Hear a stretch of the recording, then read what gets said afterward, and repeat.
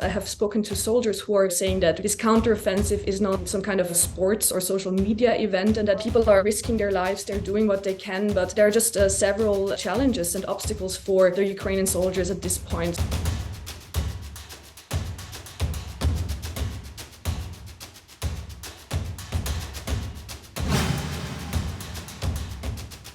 So my name is Daniela Brucker. I'm a journalist based in Ukraine. I'm reporting from Ukraine since 2019. And right now I'm the correspondent of the Austrian daily newspaper, Der Standard. I have been in Kharkiv region as well as in the city of Kharkiv. This is a place that has been under massive shelling since the beginning of the war and is still under constant attack since Kharkiv is located very close to the Russian border. And Kharkiv is the second biggest Ukrainian city. It used to be predominantly Russian speaking, but since the full-scale invasion, we see that a lot of residents have chosen to switch into Ukrainian. So this is something that is very visible, very notable when you're in Kharkiv. And you can also feel that there is this massive hatred now against towards Russians, towards Russia. And I've been in a couple of settlements that have been liberated as part of the counteroffensive in Kharkiv last year. And this counteroffensive will have its first anniversary in September. And this is, something that was very interesting for me. I wanted to see how residents are coping with, everything there. So mines and unexploded ordnance is a huge problem for residents. I have spoken to soldiers who are engaging in these demining actions, and we were speaking about of the perspective of people there, of the settlements, and obviously life is very hard.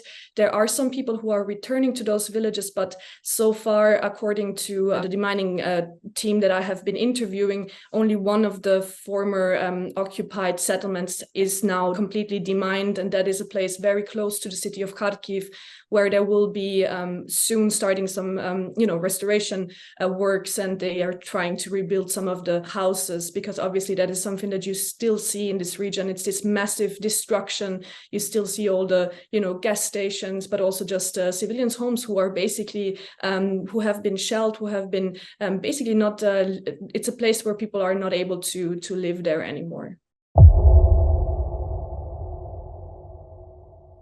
So I have been to one of those rehabilitation centers for soldiers who are still fighting at the front line. And this is a place where some of the soldiers can go to for about 2 weeks just to look after their mental health and just to really look after themselves. According to my information, there's a lot of soldiers who have been fighting since the very beginning, or at least a very long time at the front lines. And the reason for that is that basically there is no real provision in the law for, a rotation or a break. At one point, we're still under martial law here in Ukraine. And this is something that, even some MPs have been criticizing or bringing up lately. They're saying that, some of the people will soon be fighting for 18 months, and that is a very long time. They deserve a break.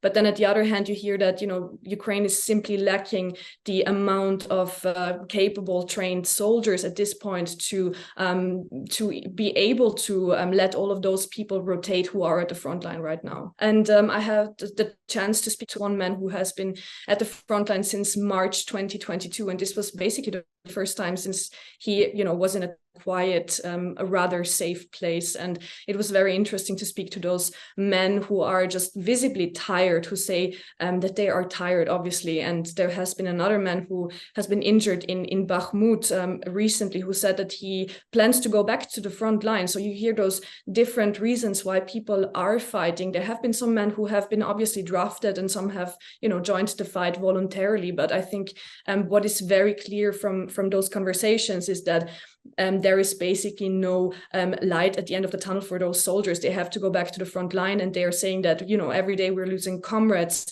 I have also asked them about what they think about the current counteroffensive that, according to especially foreign observers, is kind of going very slow. And I think it's very obvious that those soldiers are risking their lives every day. And they also said that this counteroffensive is not some kind of sports or social media event. And that is something that people abroad need to keep in mind, because well, people are risking their lives, they're doing what they can, but there are just several challenges and obstacles for the Ukrainian soldiers at this point. So a lot of the places, a lot of basically the front line is heavily mined by Russians. So this is something that also slows down the counter-offensive. And then also there is this very obvious inferiority of Ukraine in terms of the air force.